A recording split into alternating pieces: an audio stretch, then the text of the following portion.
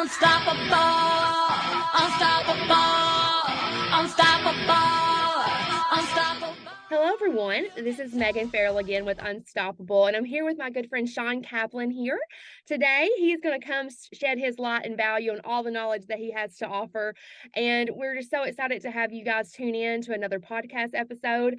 I'm going to let Shawn kind of get started, jumping right in, introducing himself. He is doing some big things in the world, the mortgage world, but also the coaching world and the influencer world. He's got a lot of stuff going on with his marketing game. If you have not followed him yet, be sure to follow him, which we'll get into that in just a few minutes. But Shawn, take the floor. Tell him a little bit about yourself.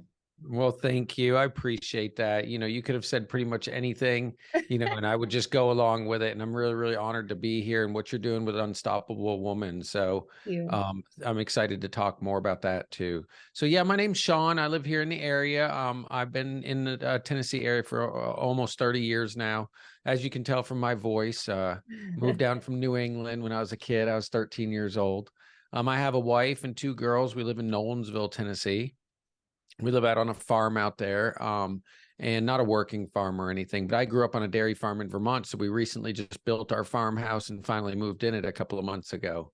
I do mortgages for a living. That's what I've done for about 22 years now. Straight out of college, I was waiting tables in Murfreesboro at Demas's. And I just got my diploma. I just realized I had $146,000 in debt that was going to start knocking on my door pretty quickly. And I was like, well, I got to keep on working, but I don't know if this, waiting two different jobs and bartending on the weekends, 3 jobs is going to cut it. And one day I was waiting tables and there was a mortgage guy there.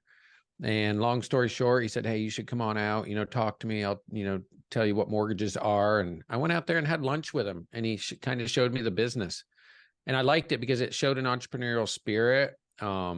It showed that you got to help people with a huge item in their life. I mean, a mortgage is pretty big. And then I also, I saw the money. I was like, holy camole, I'm not gonna make this type of money doing anything else if I can really grow this thing. Right. And I didn't look back. And so it's been a great 22 years so far. Oh my goodness, that's amazing. And that takes a lot of guts, for people to get in the entrepreneur world or loan officers, real estate, whatever, the market is, because, the market fluctuates, but you just have to really trust yourself and have a good work ethic, which you did, and just kind of go in there and get at it. Right. Yeah.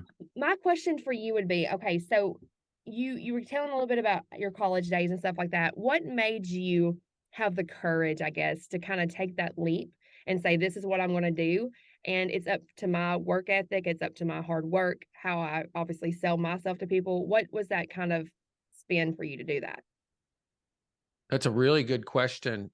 I personally think that for you to really, really excel or cause a massive pivot shift in your life, that something has to happen to the point that you either get so tired of the current circumstances or you're forced to change. Yes. And for me, coming out of college, I mean, I was living in an apartment. I could barely pay my rent, electricity, and water. I was going to Slick Pig Barbecue to get the 25-cent sandwiches once a week. So I would get like 20 of them and put them in my refrigerator. Oh, goodness, yeah. When I ran out, I would take tuna and I'd mix it with barbecue and I'd put it on bread. And that, that was like barbecue. Yeah. But just a lot of those stories. I mean, I told a group yesterday, I was like, 2009, when I got into business, and a lot of y'all may relate, it's just like you're broke for so long and you're trying to build a business with no money. And I was switching jobs and I just had a 2-month-old baby. The economic collapse was happening and I had a double hernia that I was tucking into my abdomen every day because I had no medical insurance. And so for me, Megan, the only thing I attach to and I relate to is like, it got so bad and I got so sick and tired of me and my family and my siblings and my uncles and everybody being poor. And I was like, I'm going to do everything I can to break this and change it. That's where I think my childhood kind of helped me out because I didn't have a dad growing up. So I naturally was used to going to people and saying, Megan, I don't know how to do this. Would you show me how to sew or cook? Or my mom would show me that too. But I would go to people and have no problem with saying, hey, you're really good at that. Would you help me do that? And then when I got in the business world, people talk mentor and coaches. And I'm like, okay, that's all great. But I just looked at it as the same thing I'd been doing my whole life. So I was really blessed to be able to fall into it that way. Yeah, and not being afraid to ask the questions. I think, like you said, you wasn't afraid to ask for help. If you didn't understand it, you were not Yeah. afraid to ask. I think a lot of people, especially in the industry that I work in, they want to have this swag about them that they know everything, and sometimes you don't. You don't know unless you ask, right? So you can it limits you to being to get so far with your goals and your destination if you don't understand how it works, why it works. I mean, I do marketing and branding, but there's a lot more people that know a lot more than I do out there about that. Just with your stuff, you have a killer marketing thing that you're doing and stuff that I watch that you do, and there's things that you do. I'm like, oh, how do you do that? That's cool. But Likewise. it's getting in the network of sharing your ideas with people and putting yourself in rooms with people and not being afraid to ask those questions like, hey, I don't know everything in the situation. Can you help me here? Because I can provide value here, but you can provide value as well in this position. So I love Yeah. I that. like what I really, really like while we're on the topic about socials and branding, and like, if people don't follow you, I'm going to share this on my page when you put it up. If people don't follow you, they're really, really missing out, because number one thing is, when I go to your page, Megan, I really get a good feel of like who you are as a person. Like, I like to see what you're doing. I like to see when you got dressed up and go to an event, but I like it on the weekends when you're with the kids, like, and so many people are petrified of that right now. And what they don't understand is that 60, 70, 80% of the people make their decisions based on who you are as a person. If I trust you and I like you, but instead we keep throwing stuff in front of people's faces. But your social's fantastic. But thank you for that. My brand's just been this thing. I just keep on trying to figure out, copy, change, get coaching around it, and it's just growing. Yeah. It is whatever it is. Yeah, and that's so good though, but you just start it. You have to just start. And it's like today, me and you're doing this podcast, and I was telling Shawn before we got started, this light, I guess it's like a heaven light shining on me. I'm like, That is it. Yep. yeah, I'm in a phone booth because we're getting ready to go speak when we get done. But you just have to get in there and start. And you can look for, there's always going to be life situations they're going to throw and try to make you derail and not do it.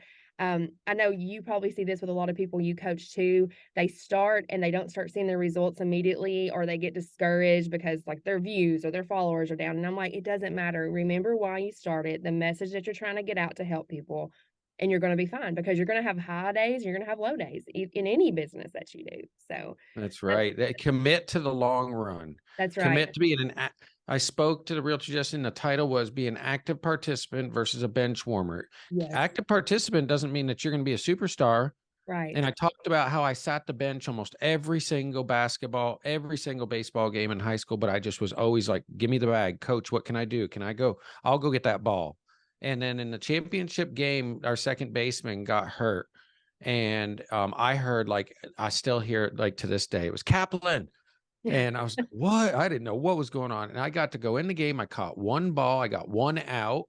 I didn't get to at bat, but I got to play, and I was in the championship game. And like, people just have to understand, just get in the game, just get in the game, and it'll grow. You'll learn through it. That's right. That's right. And being there and showing up, because if you wasn't there to show up, you would never got the opportunity, right? So I've gotten a lot of jobs in my life from my mama teaching me growing up. It'd be like, just showing up and presenting yourself well. We mhm. used to get all of our clothes like at the, Goodwill, or we'd get them at Salvation or at garage sales. And I had 38 cousins. So like, we had plenty of clothes coming down, Yeah. but she would always iron them and starch them or sew them or fix them or patch them. And so everything I always had to me was really, really nice. But when I got to middle school, and especially when I moved to Tennessee, and the kids were wise enough to know that my stuff was not really that nice, I Right. started getting bullied over it. Yeah. So that's why I buy nice things now, Megan, because people Yeah. are like, I wasn't born with a silver spoon, but I got me a nice sports car Yeah. because I worked hard for it, and I didn't get that growing up. That's right. And that there is nothing wrong with that. I love hearing people celebrate their stories. And that's why, everybody that's listening, I invited Shawn on here. One, he is doing some big things, but he's got a humble, genuine servant's heart. And you said something a while ago, and it triggered me to kind of talk about this for a second. When you're often trying to serve someone and you have a servant's heart, people are going to want to do business with you because they're going to see it's not just business. I'm a mortgage officer. I'm a speaker. I'm a title agent, whatever. It's not just that. I'm not just a real estate agent. I am a dad. I'm a person. This is what I love to do. Like you said, they do business with you because who you are and you're relatable. So people shouldn't be afraid to show that. And I always say for a long time, I was kind of like, well, I can't post this because I may lose these people. But then I wasn't really attracting my people, right? Yeah. So once I said, forget that, I am who I am, and I'm going to post what I feel led to post, I started attracting my tribe and my people. And it's been Yeah, there up you from there. go. That's a great story, Megan. And I love how you called it your tribe, your people, Uh-huh. right?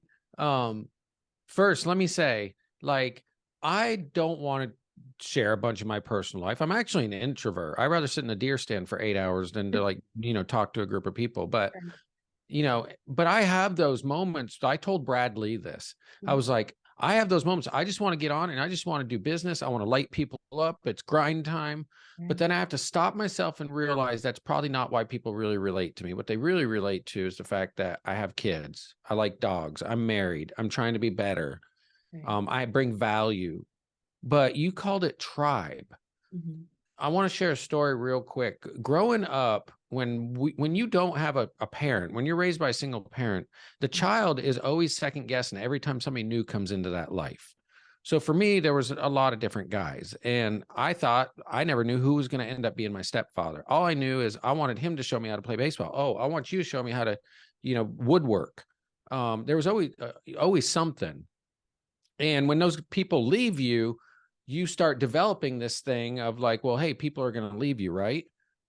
So years ago, and Coach Burt told me this. So shout out for Coach is, he told me this was 15 years ago or 12 years ago when I started doing social and video. And he said, Shawn, there's 7 billion people. You've heard him say it, but now he needs to change to 8 billion now Yeah. because 8 billion people on the planet. Some will, some won't. So what? But he took it a step further, Megan. He knew my father's story because my dad took his own life over work. Mhm. And Coach looked at me and he goes, if you don't change something, you're going to end up like your father. And I was like, boom. And that was a pivot shift in my life. So Mhm. I started posting, not caring what people thought, being myself, being genuine, sharing the things that I think I would find value with, and making decisions out of abundance and not scarcity. Yes. And my business has just taken off ever since then. So that's encouragement for people. But the tribe thing, I now have a litmus test. That's why I do it. Because I'm like, you know what? If you like and comment on my post and you follow me, you're telling me that you like me. I'm not chasing everybody else and going to find out somebody's just going to leave me, right? Or I have some gimmick or it's only overpriced.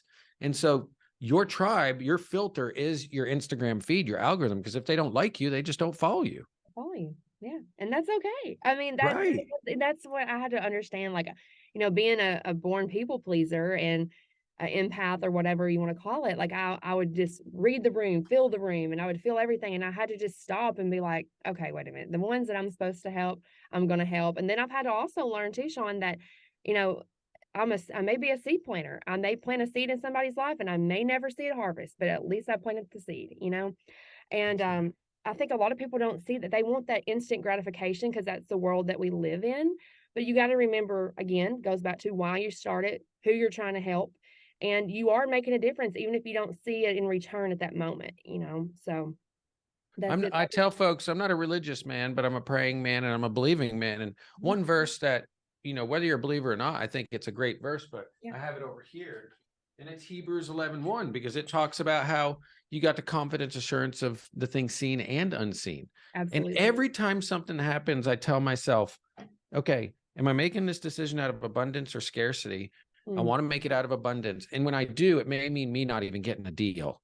right, But I have faith that that person in 6 months is going to say, now I'm going to do something. You know who I trust? That guy who could have told me to do something 6 months ago. right. And that's another secret to my business is like what you just said. And you do the same thing, which is it may not always be like saying yes or taking a paycheck or sometimes even writing a check to help someone and trusting it's going to come back to you.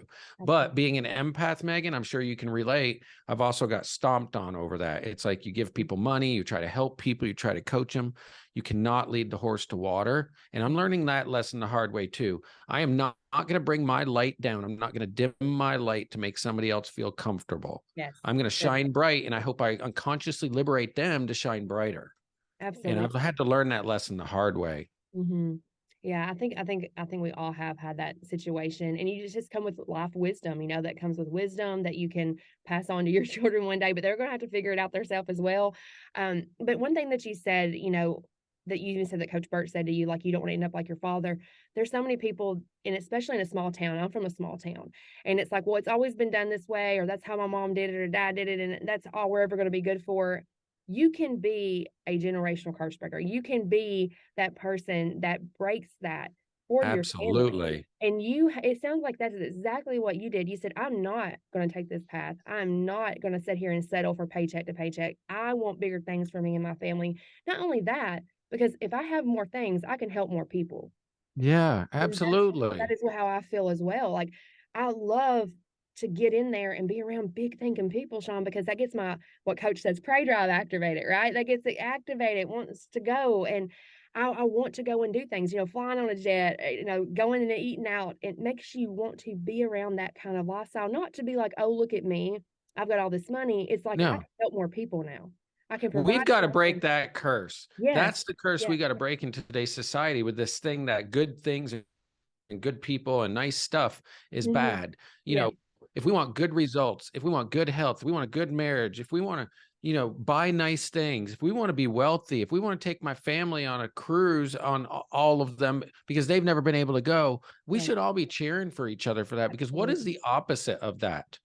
Okay, we all want to be unhealthy. We all should be unhappy. We should all be really, really poor. To me, it's a black or white 50-50. So I don't really understand society right now. So yes, I want to encourage people. Marianne Williamson has my favorite quote, and she talks about that. She's like, don't dim your light to make other people feel more comfortable, unconscious, shine as bright as you can to unconsciously liberate others. When I'm in my sports car, like I was worried about buying a nice car because when I grew up, I had matchboxes. And then one day I was like, I'm going to buy myself a nice car.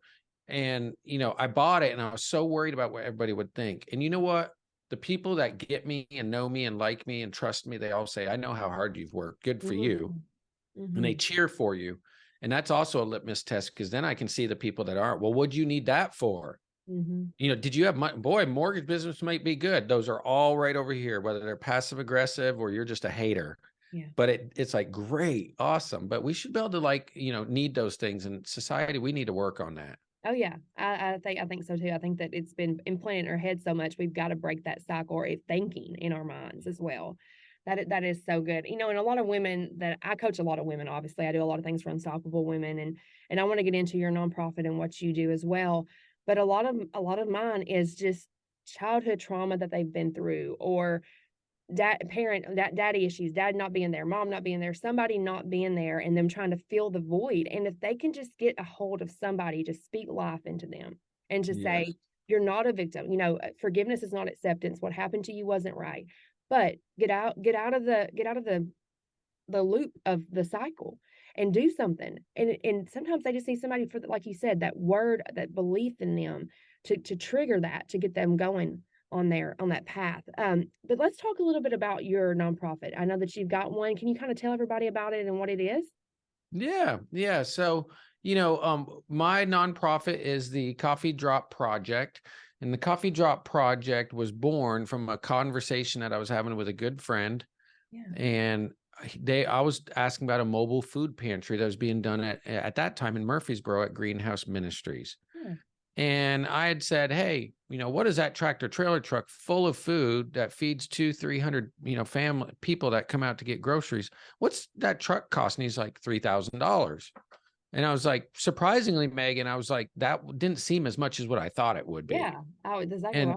And so I was like, no connections, no extra charges, no, truck driving fees, whatever. He goes, no, $3,000. And I was like, so if we said $3,000 a month, we were going to donate it. We could put one of these trucks somewhere every single month. And he goes, well, yeah.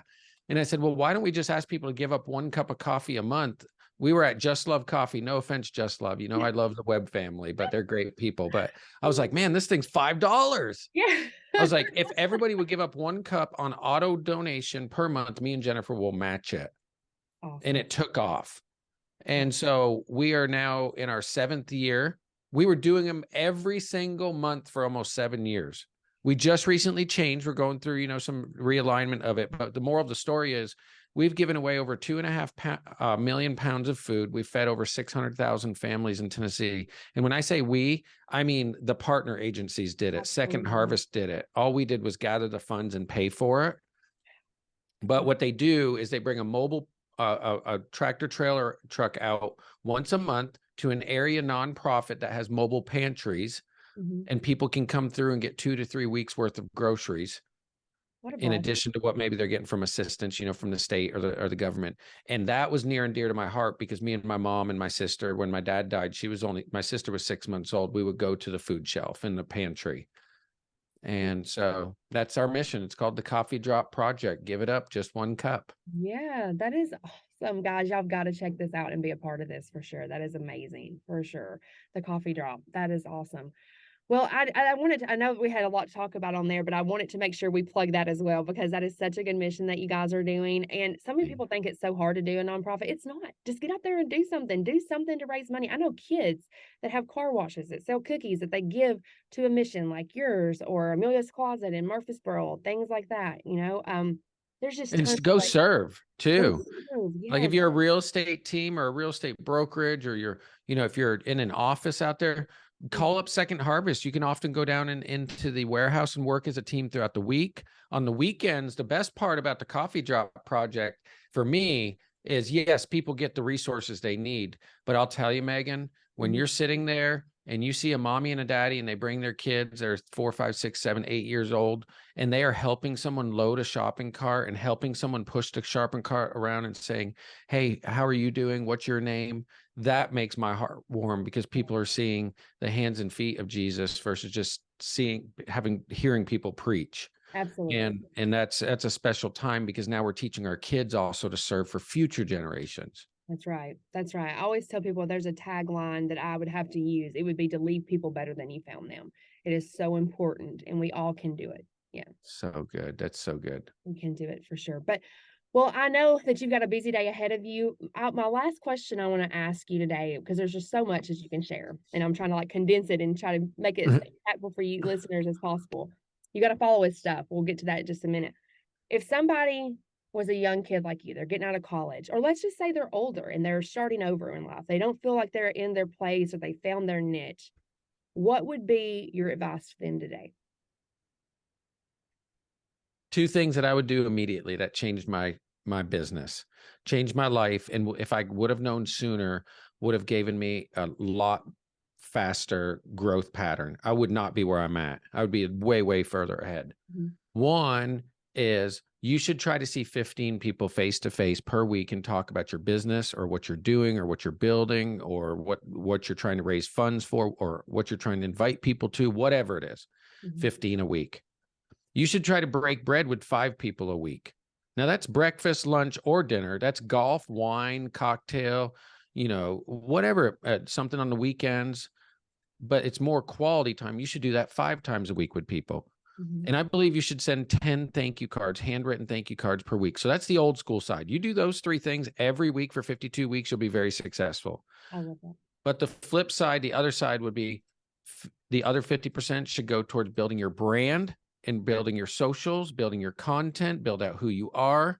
Because, Megan, we have this unfair advantage right now in our hands that we didn't have 15 years ago. Right. And I can now post a video and I can go in there and I can reach 2,000 people, 20,000 people, or in the case where I did one post, 1.1 million people, right? Yeah. And back in the day, I was driving around delivering 12 dozen donuts, boxes of donuts to realtors' offices. Now I can get on and I can DM them and set up a meeting, have direct access to them. That's awesome. So those would be the 2 things that I would tell people. That's amazing. Social media is such a powerful tool if used the right way. And as you're seeing on his screen right there, that's all those people he was in front of by just posting on social media.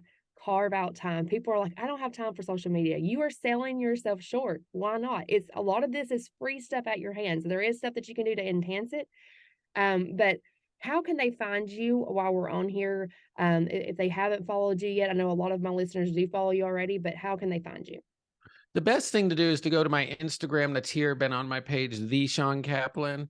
And there's a link tree in there that has all my resources. If you want to get my videos, you can sign up there. If you want to come to my Content Creator University, which is a bi-weekly social media branding content call that I'd love to have you on, Megan. And you could sign up for that. But that's probably the best way to get a hold of me. Awesome. Good stuff. Well, we are definitely going to keep pushing you, and I know you're going to keep pushing it and doing all kinds of good for others as well. I'm glad to call you a friend. Glad I got to talk to you, get to know you a little bit better today. And we just look forward to seeing the bigger things that you have coming, Shawn. So thank you for coming on. Thank you, Megan. I'm very, very honored. Have a great day. I'm unstoppable.